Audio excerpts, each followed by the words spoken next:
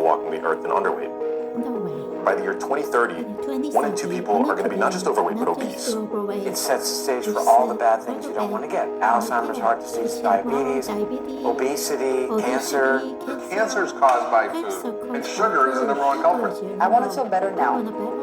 I want to stop getting this chronic fatigue. I want to get my mental health back in shape. I want my sleep to be good. Some people come at it from like, my skin is bad. I want to get my skin better. Other people come at it from, I'm having hormonal issues like PCOS, erectile dysfunction, whatever. They get to glucose. They study that, and weight loss is a nice consequence. Fructose says don't burn fat. Fructose tells your body winter is coming. Get ready. We've also seen that a high sugar bolus can reduce testosterone by about 25%, which also persists. And by and large, people are being taken down by these kinds of diseases that are essentially driven by being undernourished and overfed. People with the obesity, the diabetes, the hypertension, the dyslipidemia, and all the downstream issues, the coronary artery disease, the Alzheimer's, the cancer, and again, type 2 diabetes, are the consequences. Added sugar is insidious today. It's in everything.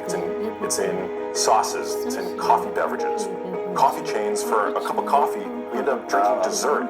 And it causes what is called insulin resistance, meaning that insulin doesn't work as well in your body through a number of mechanisms. So that's the dirty secret of fructose that the industry didn't want us to know about. Now it's been called out. So now we're seeing 1 in 2 Americans suffer from either pre-diabetes or type 2 diabetes. And that is when you eat too much sugar and starch. And every time you do that, it raises your insulin. Your body becomes resistant to the insulin, and so it doesn't work as well, so you need more insulin. And insulin does what? Insulin makes you hungry, it makes you store belly fat, it locks the fat in the fat cells, and it... If you were born before 1969, you really need to hear this. While you're alive in Canada, our government provides... And it slows your metabolism.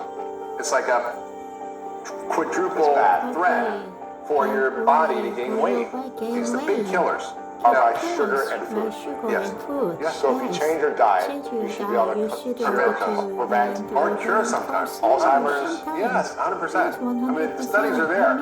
Even people who already have Alzheimer's, when they improve their diet, they can wake up more functionality. By the year 2030, 1 in 2 people are going to be not just overweight but obese. Are ultra processed food products that by and large we overconsume today. Your average American today derives 60% of their calories from ultra processed foods. These are the foods that line our supermarket aisles. Our supermarkets tend to be designed the same way. It's the perishable fresh foods that tend to be around the perimeter. The aisles have all the shelf-stable convenience foods that are minimally satiating, highly calorically dense, and hyper-palatable. So those 3 factors make those kinds of foods, particularly when they're all you have access to, a recipe for disaster. Consuming a high sugar bolus can also elevate your blood pressure, which we know is a risk factor for neurodegeneration. We've seen that 1 high sugar bolus, about 75 grams of sugar, can cause your systolic blood pressure to elevate for 2 hours. We've also seen that a high sugar bolus can reduce testosterone by about 25%, which also persists for 2 hours. Yeah. Why? Any guesses why we'd have an evolutionary response to sugar that lowers our testosterone? That's a good question. A hunter-gatherer would have never had access to that kind of rapidly digested sugar deluge, right? Because we would have had fruit, and our fruit as hunter-gatherers would have been a fraction as sweet as they are today. But the notion of fruit juice, or a sugary, high 75-gram glucose beverage, for example, didn't exist. So I think what it does is it sends our body into a stress state. And so that's, I think, one of the reasons why we see the elevation of blood pressure, and I would also assume because stress can reduce testosterone. That's really interesting. Yeah, it's, we are seeing a decline in testosterone. I've always assumed that's multifactorial. That's poor diet, that's adding on weight. All of the above, but as I mentioned, in that study where they saw a 25% reduction in testosterone, they used a 75-gram sugar bolus, right? As I mentioned, your average adult today consumes 77 grams of added sugar every single day. So they're consuming that every day. So yeah, the added sugar thing, I think, is it's a problem. Now again, if you have a big calorie budget, if you're a bodybuilder, if you're if you're burning an intense amount of calories on a daily basis, you do have a discretionary caloric budget. But for your average person, again, today your average person is overweight, bordering on obesity, has some component of metabolic illness, glucose dysregulation. I would say that being a sleuth and being able to identify added sugar and then cut that out or at least minimize your consumption of it, I think you'd be doing your health major favors. You're probably on a sugar addiction roller coaster every single day of your life. If you've been on this glucose addiction for a long time, your body will take a week, 2 weeks to be able to switch over to burning fat. And that 2 weeks is really painful, right? Most people eat starches and sugars for breakfast. Then maybe they buy a muffin or a pastry or a croissant or, something like that. Or maybe they just have a coffee with sugar in it. The thing is, if you create a big glucose spike at breakfast, it actually controls your entire day. Your entire day turns into this roller coaster. And if you've never had a savory breakfast and you've spent your entire life having a sweet breakfast, you have no idea how much of a different world it is when you start your day with savory foods. You teach your body to burn fat again, you get back some of that metabolic flexibility, and then, a month in, if you want to cut out sugar entirely, it's not going to be hard. You're no longer going to be controlled by this craving center being activated every 90 minutes in your brain. It's a very different experience. Eat your protein, maybe a little bit of fat, eat in the right order, you're adding in some vinegar. Add vegetables at the beginning of your meal too. And all of the benefits from your protocol, that it really is that. If we look at our glucose levels and we eat in a way that balances those spikes, a few things happen. One, we reduce how many cravings we have. Cravings are a big barrier to fat loss because people get these intense feelings, oh, I really want to eat a cookie, then there's a whole cycle of guilt and shame, and just the whole thing is quite damaging. Second, when you balance your glucose levels, your hunger hormones get tamed, so you're no longer hungry every 90 minutes. Third thing, when you balance your glucose levels, your insulin levels come down. And in order to lose fat, your insulin levels have to be down. So what I see in my community and the readers of my book is that when they focus on glucose first, they sort of naturally lose fat as a side effect, as a consequence. But the primary objective is, I want to feel better now. I want to stop getting this chronic fatigue. I want to get my mental health back in shape. I want my sleep to be good. I just want to feel better. And also I want to feel connected to my body. That's really the primary angle. Some people come at it from like, my skin is bad. I want to get my skin better. Other people come at it from, I'm having hormonal issues like PCOS, erectile dysfunction, whatever. They get to glucose, they study that, and weight loss is a nice consequence. So many people with borderline diabetes or frank diabetes, mild elevation of blood sugar, or can't lose that last 20 pounds, and they're doing everything they possibly can. Darn it, I'm doing everything I can. There's got to be something else. This may be that something else, maybe that missing link.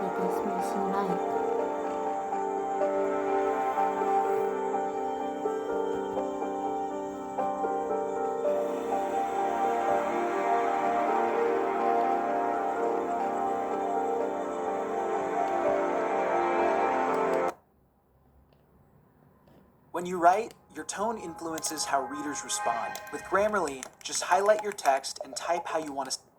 The amount of free sugar or added sugar someone should consume in one day should be no more than 25 grams in a single day, which is about that. Now, the average American consumes about 75 grams of free sugar or added sugar per day, which is almost half of a cup, basically that. But despite knowing this, most people can't overcome their sugar addiction. But if someone is determined, it's certainly possible. The very first step to quitting sugar is awareness. In order to determine success, you first have to be aware of two things. One is that people should eat less than 25 grams of added sugar or free sugar per day. And two is that 75% of the foods in grocery stores contain some form of added sugar in some kind of hidden or not so hidden form. For example, just about every condiment and cereal has added sugar in it. So you have to look out for the hidden sugars that are listed under various names on the ingredients label.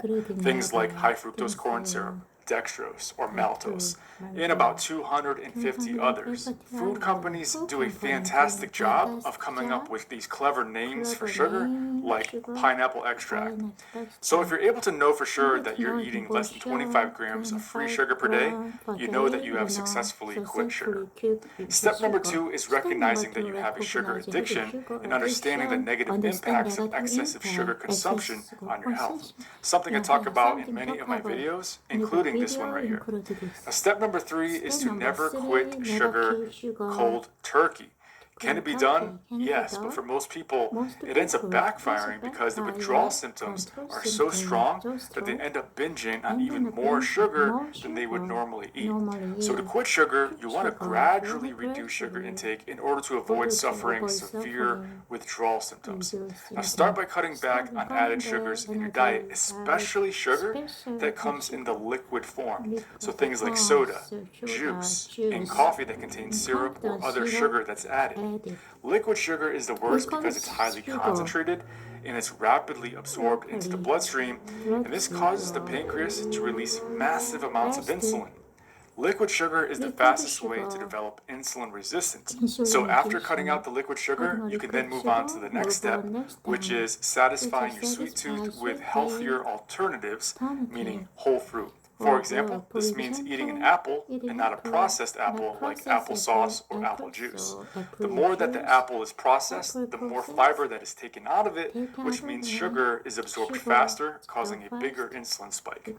Step number 5 is managing the cravings. When sugar cravings strike, try to distract yourself with some kind of engaging activity. So when we're sitting down, or when we're bored or anxious or stressed, or when we're tired, our sugar cravings, they go up.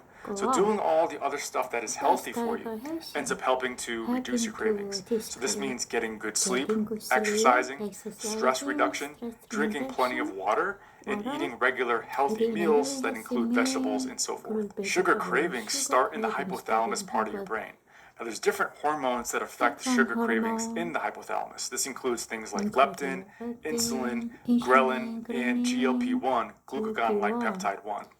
When you live a healthy lifestyle, the hypothalamus gradually decreases these cravings. In fact, that's why these new GLP-1 drugs like Ozempic, Wegovy, and Mounjaro, they actually eliminate or at least reduce cravings in the brain. And that's why they cause people to lose weight and lower their insulin levels. We're seeing people who take these drugs have less sugar cravings, even less of a desire to drink alcohol, which, by the way, alcohol is another reason why people gain weight, as the ethanol molecule is very similar to the fructose molecule, and they both cause many of the same health effects, including damage to the liver. Regardless, most people are not able to quit sugar, but it can be done. Now, based on what I've seen, by far the easiest way to do it, if we're being honest here, is with these new GLP-1 agonist drugs. It's the reason why it improves type 2 diabetes, it improves obesity, and other diseases that stem from insulin resistance, such as fatty liver disease. It's because people, they end up eating less sugar when they're on these drugs. Just remember to be patient and persistent, because overcoming sugar addiction, it does take some time, and there might be setbacks along the way. Our taste buds, they have a natural turnover rate, meaning the cells within them are constantly being replaced. Now, on average, it takes a couple weeks for our taste buds to adjust. Once you're able to hit that 2 to 3 week mark of reducing the sugar, you're much more likely to have significantly decreased cravings. And if you want to learn more about why people can't quit sugar, I'm actually making a video on that, which is probably right here by the time that you're watching this. Drinking warm water before bed resets blood sugar levels and reverses type 2. Thousands of people are apparently regaining control.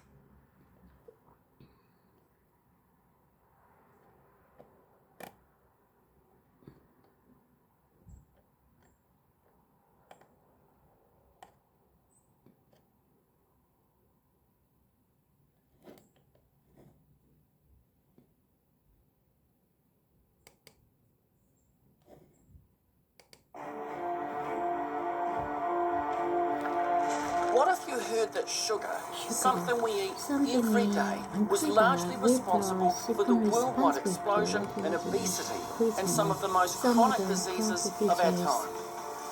And what if you heard that sugar is addictive, and yet it's added to way more food products than you ever imagined? Would you think that was just alarmist bollocks?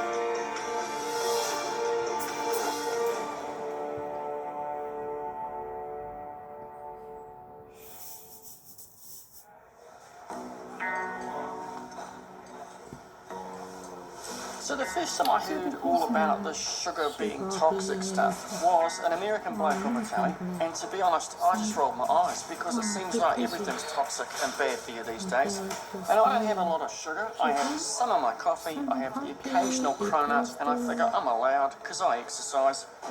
So I just thought, well, how bad can it really be? To find some answers, I'm going to meet one of the world's most vocal critics against sugar. He's the man I saw on the telly, Professor Robert Lustig, and he's become a YouTube sensation. So we are being poisoned by this stuff, and it's been added surreptitiously to all of our food, every processed food. Okay, and the question is, why? How did this happen? Professor Lustig is now internationally sought after for his potent anti-sugar message. There are three things that sugar does that these other foodstuffs don't. Liver fat, cell aging, interfering with your brain's functioning to regulate how much to eat. That makes it toxic. Sugar? Toxic? Isn't that a bit shock jock? After all, water will kill you if you overdo it.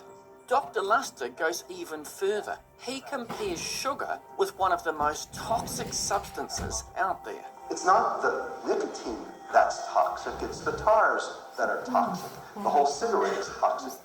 Professor Lustig, are you saying that the standard of evidence for the toxicity of sugar and the disease-causing effects of sugar are the same as for tobacco? Absolutely. How is it that people are still lagging behind in terms of their understanding of the disease-causing effect of sugar? Nigel, why do you think I'm sitting down talking to you? Because your viewers need to understand that what they've been told, what they've been sold for the last 40 years is a bill of goods that has been designed specifically to make money for the food industry and to hurt them. It's time to change the paradigm. Well, something's got to change, because more than 65% of Kiwi adults are now obese or overweight, and nearly 33% of children. And as I look around, I'm now wondering how much is sugar implicated in all of this? So the first question is, how much sugar do you need? And the answer is 0. There are no biological processes in the body that require dietary sugar. Your liver has a capacity to metabolize a finite amount. A little is okay, a lot is not. When you overwhelm your liver's capacity to metabolize it, you get in trouble. And that is what we are seeing. And he reckons that's because sugar is being slipped into everyday food without us knowing it. So all this stuff has got me thinking about how much sugar is in the food that I would normally buy. So I've come here to a typical supermarket so I can have a look.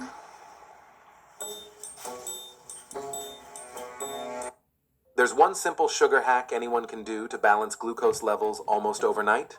Did you know that type 2 diabetes is a completely...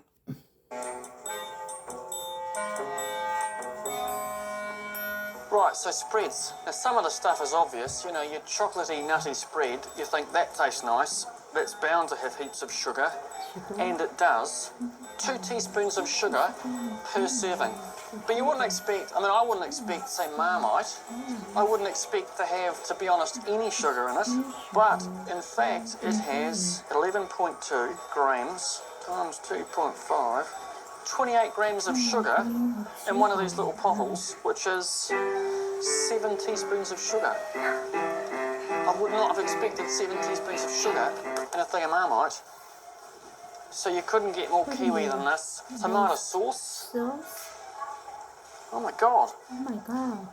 Per serving, right, so per squirt of tomato sauce, it's just over a teaspoon of sugar. So every, on the plate, over a teaspoon of sugar. That's a, I don't know that. Mayonnaise, we'll go for the light, you know, got the Heart Foundation tea. Okay, for every of mayonnaise that you put on your whatever, that's a teaspoon and a half of sugar. Quite like tuna. Almost a teaspoon of sugar per serving.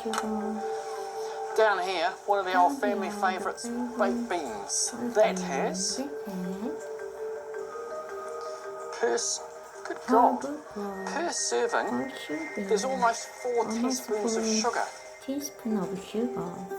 I expect loads of added sugar in fizzy drinks, but it's come as a surprise to find out fruit juice is packed with it as well. Sugar occurs naturally in fruit, which is good, but when it's juiced, you get seriously concentrated sugars. It seems there's no escaping the stuff. What's becoming really clear to me as I'm wandering around and looking at the stuff, all the stuff that I would normally buy, it's not so much that sugar's hidden, but it's kind of hidden in plain sight because it's in almost everything. Without knowing it, I've actually ended up eating quite a lot of sugar without really even thinking about it. Which has got me wondering, why is sugar in just about everything, and who decides how much? So I've come along to talk to a food technologist who does that stuff for a living. Here, they develop food products for food companies.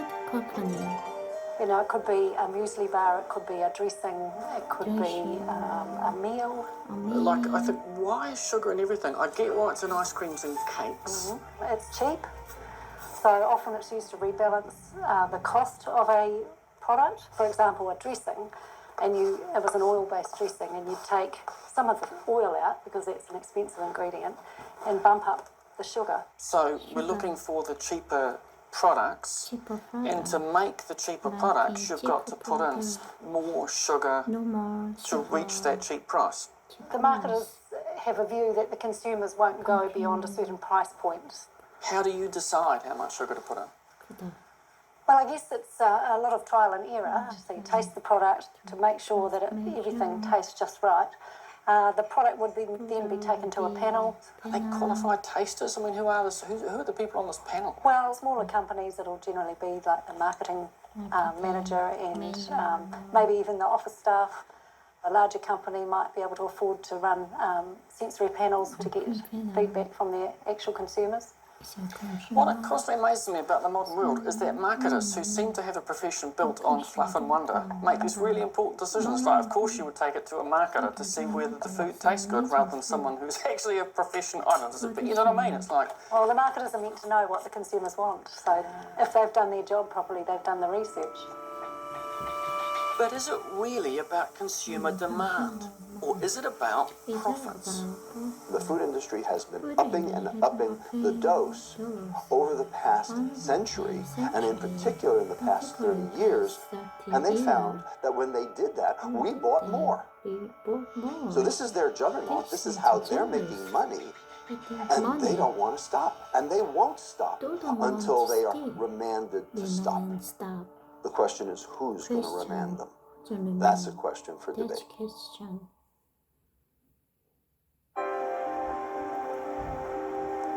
I'm discovering that sugar is in just about everything we eat. But when it comes to my own food and lifestyle, I like to think I choose healthy options. This would pretty much be how I would start most mornings. It's a coffee, bit of a plunger, go with the one sugar, one lot of sugar. Low-fat milk, because that's what I've always thought you're supposed to have. That's followed with muesli, nice fibre and oats and all that sort of stuff in it. And I kind of feel like I'm doing all of the right things. So, yeah, I feel like I can eat breakfast with a fairly clear conscience, really. I also take my exercise fairly seriously. About 20 kgs of broth, made up with another 15 kgs of rocks. And who needs a gym? You just gotta get a bunch of heavy stuff and apply it to a health.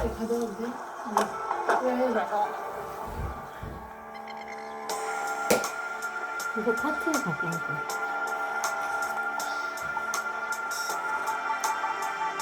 I know this probably seems quite mad to most people, but I've always subscribed to the pretty well accepted theory that it's calories in, calories out.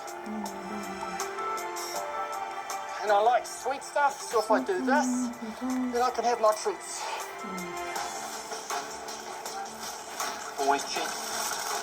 Let me just walk you through the nutritional goodness that is my normal Friday night. First off, we have the Grand Angus Diet Coke, so that's good. This is one of, I think, the crowning achievements of human civilization. It's the crunchy McFlurry. Ooh, look at that. Yeah, I know, but it's only on Friday nights. The rest of the time, I think I'm pretty careful about sugar. But what about us as a nation? I was staggered to find out that the average Kiwi adult now consumes up to a massive 50 kilograms of sugar a year, depending on which study you read. That's around 32 teaspoons of sugar a day, way beyond the World Health Organization recommendations of up to 9 teaspoons for men, 6 for women, and 4 for kids. And the sugar in our diet isn't just about added or free sugars, but also comes complements of refined carbohydrates, which are quickly converted to blood sugar. Stuff like bread and muffins and cake. Could I have one of those lovely cronuts, please, with the almond shavings on top? All that stuff that's cheap and tastes really good. Maybe too good.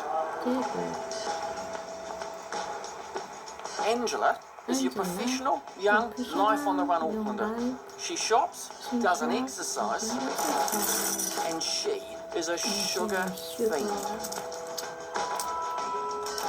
Sunday morning, and I'm just having a bit of a snack. Carbs and sugar is essentially my entire diet. So, because I'm not very domesticated, I chose the working life. Yeah. I usually have takeaways 3 times a day. So 3 times a day you would have takeaways? Yeah. What are you eating? A burrito, but there's not enough sour cream. Where can I go that I don't have to cook, that I don't have to do dishes, that doesn't cost me that much? KFC, Burger King, McDonald's. I don't know, it's sort of normal for me. Mini jar. So I eat pretty consistently throughout the day. I'll keep lollies by my desk. And I'm going to show you my stash that I keep next to my bed, and it's literally within arm's length. And it's actually not that much. There's a lot less than what I usually have.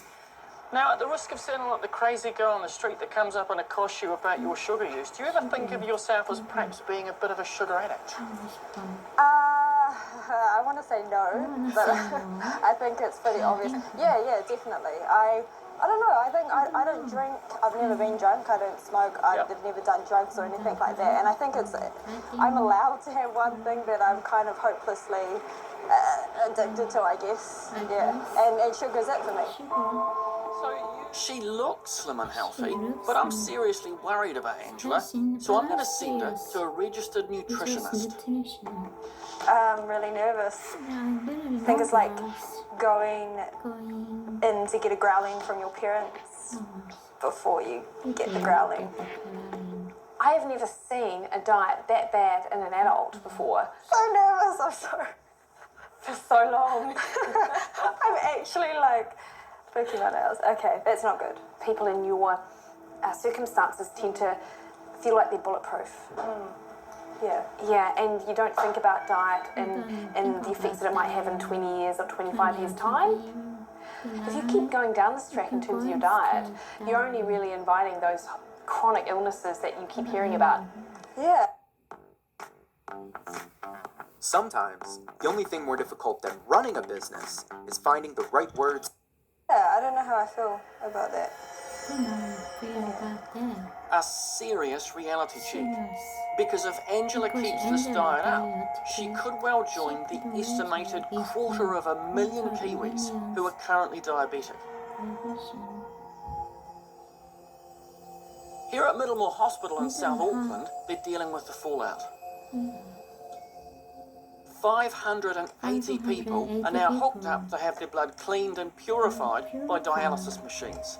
And the rate of admission is going up by 10% a year, which roughly matches the national statistics. I'm meeting the clinical head of diabetes, Dr. Brandon Walker. Brendan, this looks expensive. Yeah, no, dialysis is a very, very expensive business. The machines, the very high requirements of staff. It's somewhere in the order of $50,000 to $100,000 per year per person. And that's the dialysis costs. Many of these patients, because of their kidney disease, for those that have got diabetes and other problems, have additional costs to do with the poor blood flow to their feet, problems with their heart, vision, and so forth. And so there'll be other direct health costs. But even above that, there is the cost that many of these people are people who could be working, who are now having to interrupt their lives to be stuck on a machine. So it has indirect costs which are far, far greater. It's a huge burden on the health system. So, like, fundamentally, right now, there may well be millions of dollars of health costs just in this room. Absolutely. Just now. Absolutely. Māori and Pacifica are most prone to this disease. It's affecting young and old and is largely obesity related. What's your view about the connection between sugar and obesity and diabetes and all these health problems? Oh, there's a very clear link between sugar consumption and carbohydrate consumption and diabetes at a population level. Early intervention could have made the difference, but instead, Middlemore is landed with the high cost of intensive care after the fact. As a clinician, as someone who works with this stuff, how should we, as the general public, think about sugar in our diet? The simplest of those really is to reduce sugar intake, and the simplest to identify that adds no other nutritional value would be to reduce the consumption of sugary beverages. Are you having much pain in your foot from the operation? No. So Nigel, Mr. Chan's a patient similar to those we often see in hospital who's got a lot of complications from his diabetes.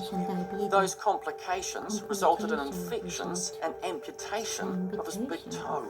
But he's also got other complications. He's got some difficulty with his eyes and his kidneys and his nerves. What do you think caused your diabetes? Well, in fact, I was taking too much sugar. That's what it happened to me.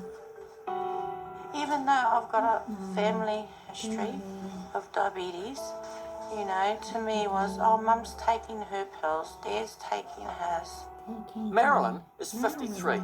She's had diabetes for 20 years and has a long list of related complications. My retinal have come away from the walls. I've got cataracts forming in both eyes. Yeah, I've had a stent put in. Your This heart? last year, Coronaries? How often are you having dialysis and how much time does it take? 3 days a week I come, and I'm on 4 hours. 4 hours for each of time. those times that I come. What things now, you know, if you had your time again, would have made a difference for you, do you think? My diet, eating all these sugary things that I shouldn't have been. What sort of things were they thinking about just in any day? I was eating a dozen apple donuts. Truly? Truly. And eating chocolates and lollies and, you know, heaps of sugar in my cup of tea and How many teaspoons? Teaspoons of sugar, I'd have about 4. Marilyn, people talk about that you can get addicted to sugar, that you kind of have to have it. Did it feel like that for you when you were having lots of sugar? I had to have my lollies, you know, the really sweet, like a packet of jelly beans. That amount of sugar is a lot. I had to have it. For me, this is what happened to me with my love of sugar. I love sugar too, but all this is starting to give me a few nagging doubts. What about my blood sugar levels? So I'm going to have my blood tested for good measure.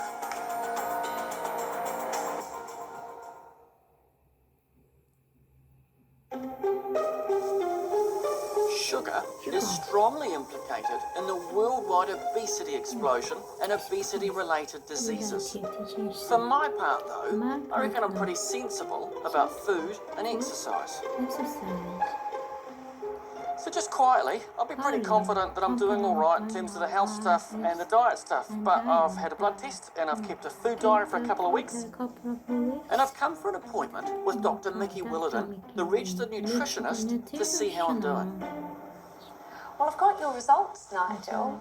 Right. Yeah. I don't think you're going to like what I've got to say. Oh dear. Actually. Really? Yeah. I mean, it's not drastically terrible deathbed stuff. That's good. Yeah, but actually, it's not something to be taken too lightly. Okay. Yeah. So, the ones which I'm concerned about are in fact your triglycerides. Because they're bad, aren't They are bad. Yeah. So. Just so you know, triglycerides are a type of fat found in the blood. Triglycerides are a sign of excess sugar in the diet. So it just makes the blood like a little bit stickier, which increases the risk of clotting, which can increase the risk of heart attack. And the bad news just keeps coming. The recommended level from National Heart Foundation would be that you'd have them below 1.7 millimoles per litre, and yours are actually at 2.4. That seems quite high. It is actually quite high. Yeah, Okay. Yeah. Quite high. You know, you look fairly fit and fairly lean, but it doesn't necessarily mean you're not at risk of inflammation and heart disease. That was unexpected and, to be honest, quite shocking, because I thought this would just be the, oh, yep, you're great, you've got an outstanding diet, and instead I discover that actually I've got my diet and my blood results are actually quite concerning. And it's like, I'm 46, I shouldn't have concerning blood results at this point. So, yeah, like, it's suddenly become less a bit of a tally doddle, and I'm thinking, shit, I need to really seriously change some things in my diet and look at what I'm eating. It seems like everything I've been led to believe about eating may well be wrong. But why is sugar suddenly the bad guy? All of my life, I believed that old dietary line that it's about fat. So you eat low fat, which means you eat less fat, which means you don't get fat. The low-fat revolution really took hold in the 70s and 80s as alarm grew over heart disease. The family roast with its natural saturated fats was out, and low fat was in. When they took the fat out of the food tasted like cardboard. Food industry knew that. Had to do something. So what they do? Dump in the sugar. And not just that, low fat didn't make us any thinner. In fact, just the opposite. We've got steadily fatter and unhealthier as the sugar in our diet has increased. So that's it. High sugar's out for me. Refined carbohydrates are getting the heave as well. How to open your car door while submerged underwater. A fatal construction flaw in all recent automobiles makes it... At Nelson Hospital, they directly implicate the white stuff with another incredibly serious health risk.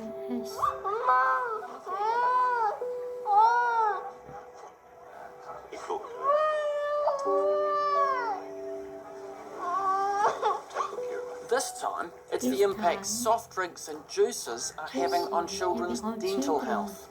I'm in the theatre with Dr. Rob Beaglehole and his team. What size problem are we dealing with here? In terms of the number of children having their teeth extracted each year, it's a huge number. Last year, 34,000 children aged under 14 had one or multiple teeth extracted for dental reasons.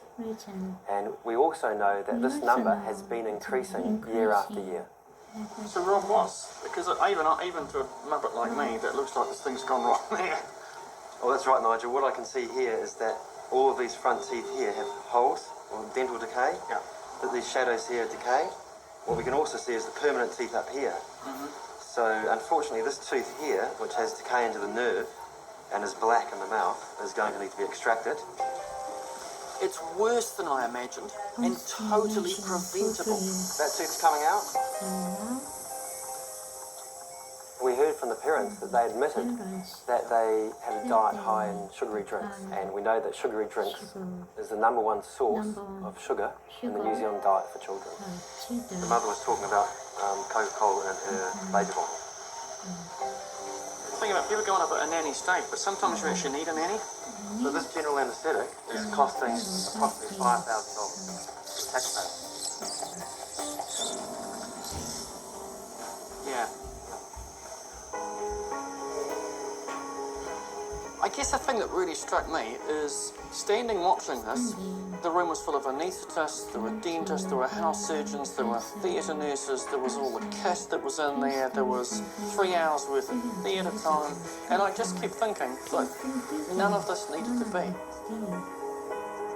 In the end, this little girl had 6 teeth extracted under general anaesthetic, which is a potentially dangerous procedure at the best of times. What implications does it have if you lose 6 teeth? Well, she's going to have eating problems, she's going to have aesthetic problems, socialising problems, and also, unfortunately, she's going to have major orthodontic issues, which is going to involve complex orthodontic treatment later down to try and move the teeth around. And as I soon learned, she was just one of several treated by Rob and his team today. How old is the child again? She's just turned 2. Just turned 2. On these front 4 teeth, there's actually no tooth surface left. All we can see is roots. So this child has been in a lot of pain. So this is literally, the soft drink has dissolved the tooth to the gum line. To such an extent, and it may have only taken about 6 months for this to happen. But we can see that the nerve is actually bleeding. I haven't really started yet.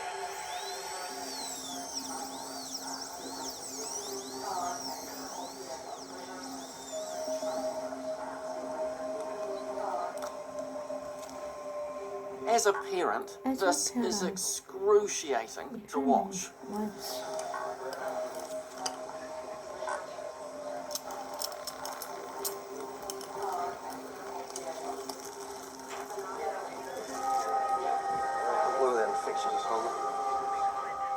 What really smacks you in the face about all of that is that you've got a whole operating theatre full of really qualified people. That's about $5,000 worth of theatre time, let alone the fact we could be doing other stuff with it, to pull teeth out of 2-year-olds and 3-year-olds because they're drinking too many sugary soft drinks. It's utterly preventable and it's utterly wrong.